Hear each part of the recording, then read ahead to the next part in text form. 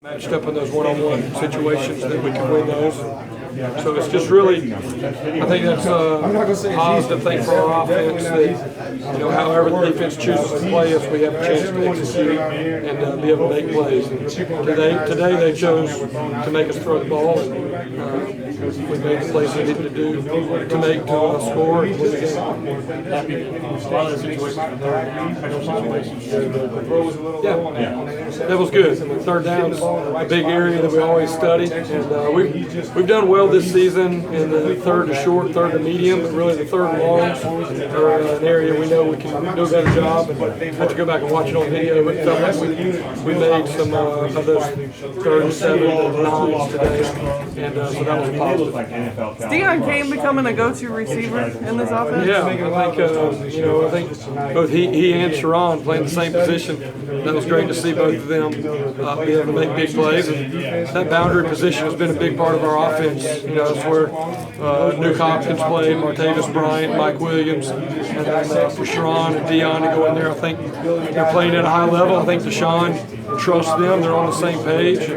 Really, the last 3 or 4 weeks, we've got a lot of production out of that position, and I'm really pleased with Deion, his progress. And he made some different plays today than just the deep ball. Some of those intermediate, understanding the time and the depth. It was really good to see him and his development as an overall receiver. This is really the first time we've gotten to see an extended look at TJ Fuller. How much has he progressed over this season? Yeah, CJ is a very talented guy. He has a big future here, a lot of potential, and there's just things he's had to work on, and it was great to give him an opportunity today, especially in the second half, to see him go out there and get some meaningful reps and be able to have some nice hard runs. So hopefully he'll continue to improve. Coach Hopper had probably a career game today. He had a big game last week as well. Has he kind of regained a foothold on the starting position, you think? Or? Well, I think we do a good job of rolling guys in there, and he's actually playing with Artavis Scott on the outside. That's been the change since Ray went down with his injury. G-Hop's gone outside. It's really been rolling with Scott, with Artavis. So, he's got good opportunities, really, and he's made the plays when given those opportunities. And so I'm very pleased with him. And really, I think today we had 5 receivers and 3 catches or more. And that's one thing we always preach is the depth. And being able to have a lot of guys be able to go out there and make plays and not just have to count on 1 or 2 guys. And that helps you as you have a long season, you play a few extra games, maybe than everybody else.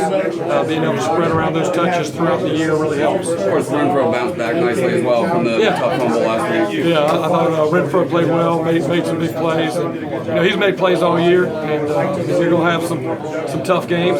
Last week at Syracuse was a tough game for him, a learning experience. But I had no doubt that he was going to come back and bounce back today, and he did. What was your first impression of how Jake Fruimorgan performed today? Yeah, I think it's hard. We're going to have to go back and watch it on video, and I'll know a little bit more on Monday. But I think, overall he did a good job in there.